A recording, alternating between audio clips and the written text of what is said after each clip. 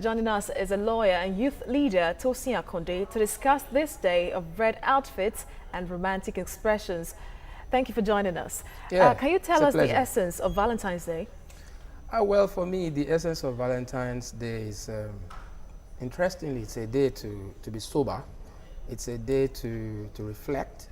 It's a day to think about the love of God, strictly the love of God and no other kind. Bearing in mind that we have several kinds of love. There is filial love, there is eros, and then there is the love of God, the real one. That's the charitable kind of love, which Saint Valentine's, died for.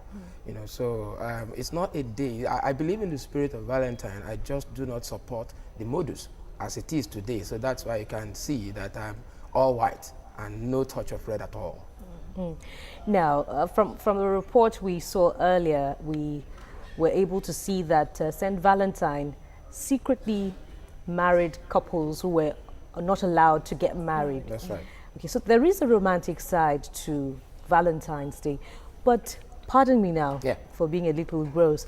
How did the day just become associated with sex?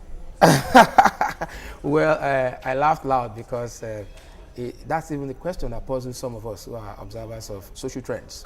You see, the romantic aspect of Valentine should be the miniature dimension to it. It shouldn't be the all about it. Marriage, for instance, is God ordained. Saint Valentine was carrying out the divine order that people could get married, even though the law of the state in Rome at that time, under the reign of Claudius II, was that young soldiers shouldn't get married. But he was like, no, divine law, the Bible says, be fruitful and multiply, replenish the earth. So to him, he was fulfilling a divine order. Besides that, that wasn't his only offense against the state. Valentine was also into serious evangelism. He was preaching. So you now imagine how did evangelism get into this, dive into this kind of mundane things. So, and these are some of the influences of the West.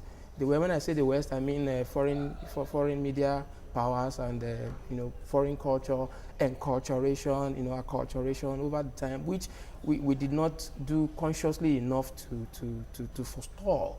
You see, in Africa, we have been too receptive. We shouldn't be receptive all the time. At times, we don't swallow everything hook, line, and sinker. My pastor will say fisherman and boat. So you swallow it, hook, line, and sinker only. You leave fisherman, you leave the boat. So, but in this part of the world, we have, accepted everything, no guard. Okay, so, and that's why we have all this trash. That's why, for instance, like I told you, this is a cultural way to say, I do not believe in the way Valentine is celebrated, but I believe in its spirit.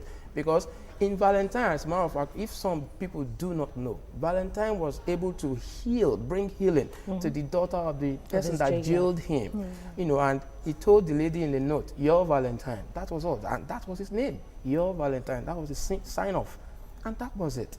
There was miracle. There was healing. That's why I'm a little disappointed and quite displeased, even with Pentecostal churches who are organizing Valentine sermons or Valentine events just to keep their young men and women from probably meeting themselves outside. For me, that fear shouldn't arise because Jesus said, I'm sorry, I'm relating with the Bible because I'm of the Christian faith, and this thing is quite germane to it. Jesus said, my sheep will hear my voice. They will know my voice. The voice of a stranger they will not hear. So for instance, if I were a pastor, I allow them to be outside. They are being guided by their conscience. We've given them enough from the pulpit in the church to protect them from spending nights in the homes of boyfriends. So why would I want to respond? The Bible says that Christians should transform, not conform. So you see a lot of people saying they're celebrating Valentine. In this manner, I say no to it. Okay. That's why I'm all white. I insist. Okay. Sacrifice basically is key when celebrating Valentine's Day. That's the message of Valentine. But are people doing enough in giving to the less privileged, those in need around them? Because it seems that all they care about on Valentine's Day, like she said, is quote unquote engage in immoral acts and then again share gifts with only their loved ones. Well, people haven't done enough, because if they have done enough, if you pay visits to motherless homes, you see records of those who visit. It's very poor. The turnout is always low. So, and that's, like I posted this morning on Facebook, unfortunately, I'm not the president of Nigeria. If I were the president, I'll seize the opportunity of a day like this to talk, to make a State of the Nation address. We need love in Nigeria. We need a leader that is compassionate. That's the key thing. We need to turn things around. We need leaders that will have mercy. that will be attracted to the plight of the people. Unfortunately, I'm not a church pastor. I would have stopped all the Pentecostal sermons that I'll hold later this evening. Leave people, let them be. You know. And that is where I am headed now. You Yeah. have talked about the role of the church, you know, in the celebration of Valentine's Day, Yeah. which you condemn.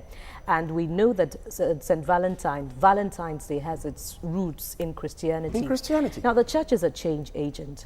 Correct. How do you recommend that the church should help in celebrating Valentine's Day constructively? Oh, well, it's very simple. It's even the Bible says that judgment will begin from the house of God. Okay, so one of the best ways is to self-cleanse. You know, you do what we call in self-editing. You review your own activities and see if it is matching with what God is saying. If you're a Christian, you just have to have travails. That was just everything about modern Christianity was encapsulated in the life and times of this man called St. Valentine. If the state law says, do not marry these people, and he says, no, the law of God says this is what we do, and he went ahead and did it. You know, so today's Christians, today's church should be able to implement verbatim, word for word, what is in the Bible, and not do as I say. Okay, so that I frown at. I frown at that. So that's why that's the problem. The church, as a matter of fact, has deepened our moral abyss amongst our young ones the more. Some of them, I used to tell them that there's a distinction between salvation and home training. They're not the same. To receive Jesus Christ is not the same to have been well brought up. I see a lot of ill-bred Christians in churches around Nigeria, especially in the urban cities. So some of them say, we have accepted Christ, but that's not enough excuse for you to talk down on those who are older than you. That's Are you saying the only thing the church should do on this day, Valentine's Day, is to marry couples? No, not necessarily, but at least to preach the message. Like, it wasn't only marrying couples that was his bane, that was his trouble with Claudius II.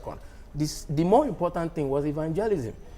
Claudius was preaching to Christians. He was preaching in the city of Rome, which has been forbidden. At that time, Rome was seriously under gods. And God, you know, they have gods for everything. God of love, God of vengeance, God of this, God of that. It was like that. That's why we tell Africans that, look, don't let these people fool you. They've been through these stages too. You know, so they've been fetish too. So okay, that was it. Let me quickly ask you, do you think Nigerian religious leaders now in general are doing enough to help effect a positive change in the country? Recall that the Egyptian government just put a check on preachers and imams there on what sermons they should deliver there, because they're afraid that it might lead to another escalation of violence or protests. Do you think Nigerian religious leaders are supposed to do this kind of thing? Well, that's a little tough, but the best way to answer that question is to look at the Nigerian congregation members. Look at an average Muslim, look at an average Christian. Are they reflecting the fruits of the Spirit? So sometimes a good child is known, good father and mother, you can tell a good home from the way the child behaves. So that your question will be answered best by you taking a very objective and dispassionate assessment of the Nigerian people. Do you think we've demonstrated enough love?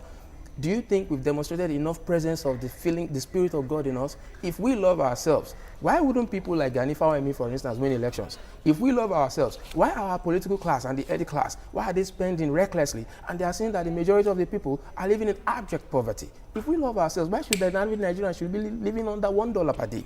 It's an aberration. So I'm not going to answer that question to say they are doing enough or they are not doing enough. But what I know, and my message is that, like Valentine himself, I've decided that I'll implement. On a lighter note, how are you celebrating Valentine's Day? Oh, I'm going to visit old people's homes. I have passion for old people. I want to grow old. All right. Many thanks, Tosin Akande, a lawyer and, of course, a youth leader, discussing with us the essence of Valentine.